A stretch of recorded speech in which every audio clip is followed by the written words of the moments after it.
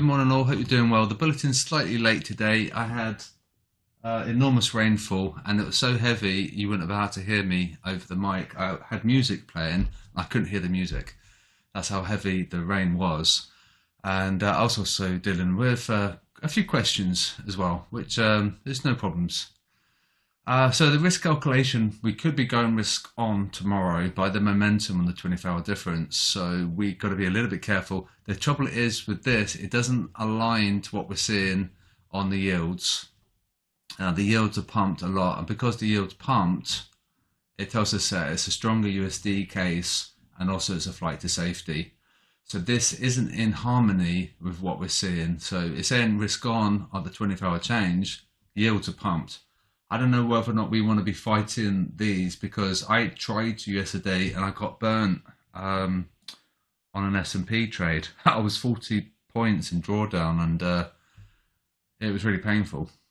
Of course, it stopped me out, and then it had to bounce where I exited. So we've got to be careful, because this is saying risk off, and the sentiment might be saying risk on, but you could probably argue, you know, VIX is also quite elevated. We're above 30, we're above the yearly pivot. So that's quite risk off. So be careful if we do go risk on tomorrow, and yeah, we'll have to wait and see what happens. We might not go risk on tomorrow. It all depends what happens today, of course. But if we do go risk on, maybe just be careful, because of these are pumping and the big fish are trading this. You know, these are probably a little bit more powerful than the sentiment. This isn't really going to lie.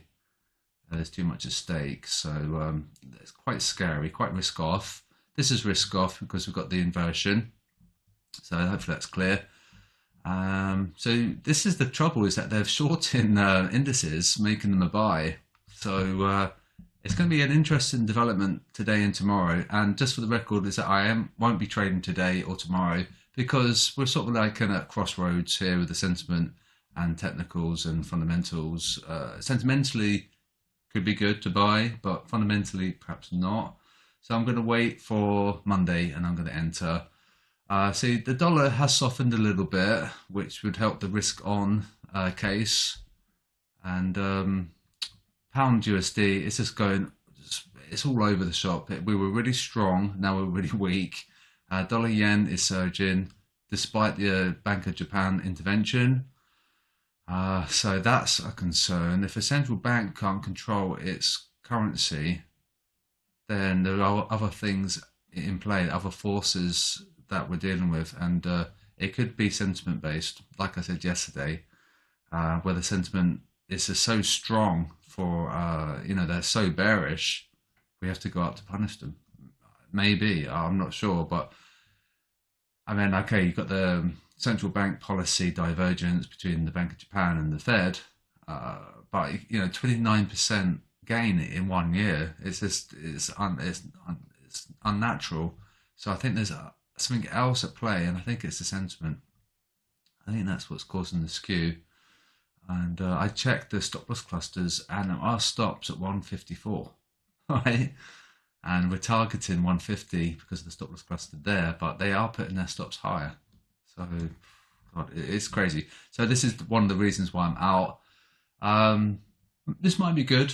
Today's trade of the day might be okay. I won't be taking it because it does revolve the pound, and the pound sterling has been incredibly volatile, and it's sort of subject to a lot of whims, and it's quite capricious, and it's very it will just change and it will bounce on a news headline, and we don't really want that to happen, because we want to be selling the pound today.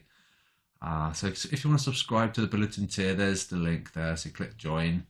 It's £8 a month, which is pretty reasonable. You know, that's just like a beer, maybe 2 beers, you know, in the pub. In the pub I went to on last weekend, it was £6 for a beer. So, you know, you could just get the Bulletin access instead of having a beer. So there's the Telegram and Discord, Patreon. And this is the thing with the S&P. I think we're going to need to break the support. Then it should cement the fear. And then they get out. And then, you know, the apes get liquidated. And hopefully we get the sheep back in. We want the sheep in because they're easily coerced and they're fearful, and we can use them to, you know, get contrarian data from. We can't really use apes because they don't get easily coerced and they don't get scared. So we're dealing with extreme moves because we need to flush those guys out. Sheep, you don't really need to see extreme moves because they'll just get out at a scary candle, they'll exit. An ape will see a scary series of candles and they won't exit. Okay, so it's the crypto hodl Reddit community. So what we've got to be careful. So they're long. So we know we should be seeing a break here. I'll do a quick 2-minute video in the private feed because I've not been checking the sentiment for the last hour because I've been quite busy. So this is probably going to have changed since. US 30 was zigzaggy and sideways on the sentiment. So that's that. There's nothing really to be said there. If it's sideways, we don't really know what's going to happen. It doesn't need to flush out because it's a buy. But whereas this needs to flush out because I've gone long, okay? So this should fall because we need to punish those guys. And maybe by some miracle, the retail guys, the apes, will just never come back and they can go back to their crypto. That'd be really good. So not gold, DAX, they shorted it here. That square is quite wrong. It needs to be here. But they shorted it, so we come up. They went long, so we fell. So we're using the crossovers, you see? And it's just typical of what happens, you know, that's the retail herd for you. Gold, they went long. And they got paid, like I said at the very top of the video, which is a little bit naughty. And they went long again. And so, you know, we came down. And they're going long again. We might be making a risky buy there, but I'll have to see in the private channel what happens there because, you know, it's been an hour since I saw that. Stop loss cluster, AU is the largest stop loss cluster. Lots of things are matching, so that's of note. Dollar Swiss was really sold quite heavily, and we're probably going to target the stop loss cluster above. And the key is to get the cells to align. They are aligning, which is quite interesting. Normally we see a lot of mismatch. And failure rate is okay. They're getting punished, which should be right, because if they're getting paid, it shows that the sentiment isn't working for us, and we want to be doing the opposite of the herd. So this isn't okay. Below 50% is unusual. We don't want it below 50% because it tells us that they're getting paid in their bias, and that wouldn't be right. Yeah, we had a loss yesterday, 23 pip on Kiwi CAD.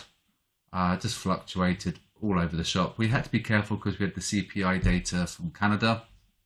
So I did put something out into Discord.